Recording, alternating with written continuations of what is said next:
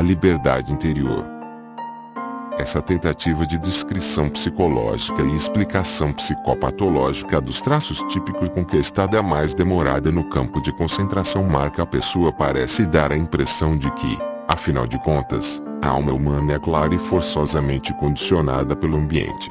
Na psicologia do campo de concentração, é precisamente a vida ali imposta, e que constitui um ambiente social todo peculiar, que determina, ao que parece, o comportamento da pessoa. Com razão se poderão levantar objeções e fazer várias perguntas. Onde fica a liberdade humana?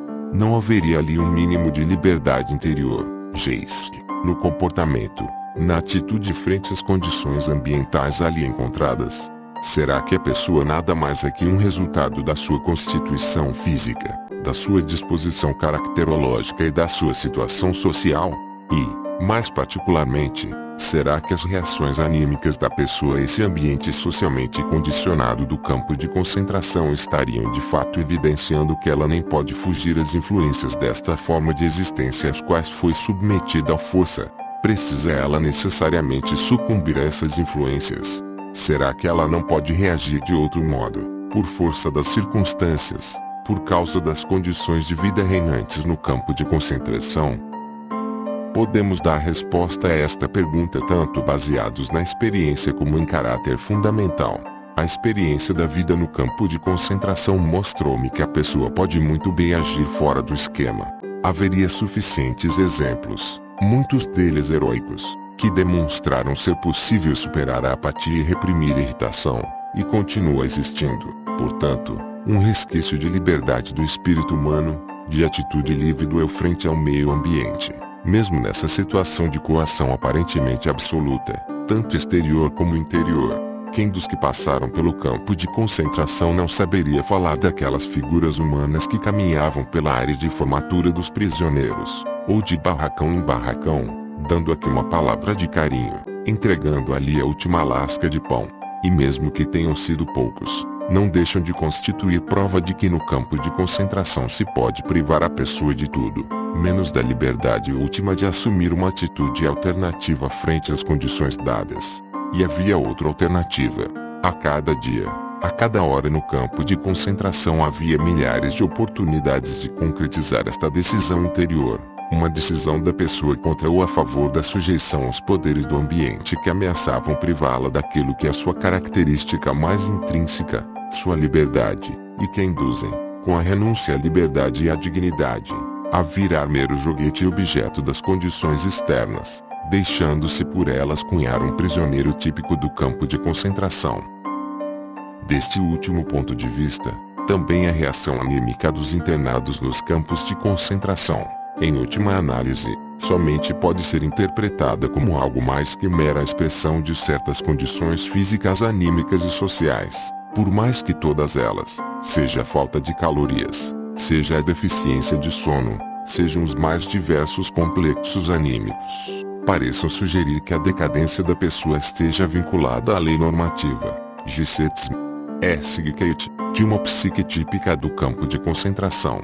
Aquilo que sucede interiormente com a pessoa, aquilo em que o campo de concentração parece transformá-la, revela ser o resultado de uma decisão interior.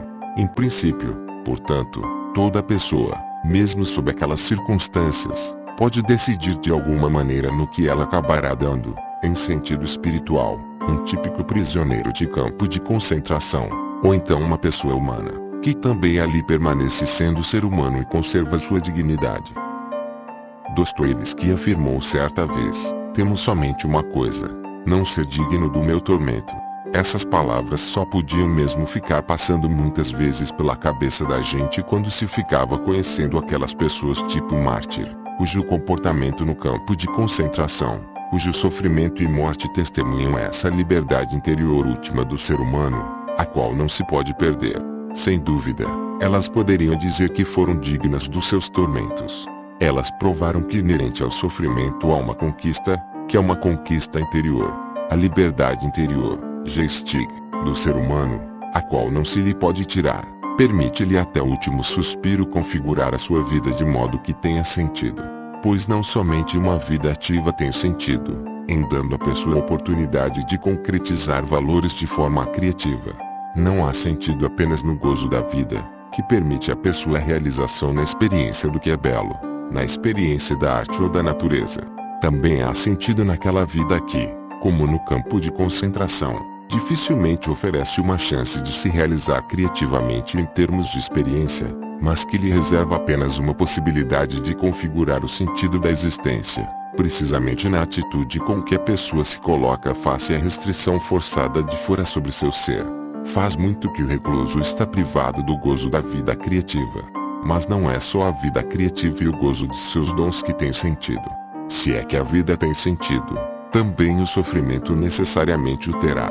Afinal de contas, o sofrimento faz parte da vida, de alguma forma, do mesmo modo que o destino e a morte.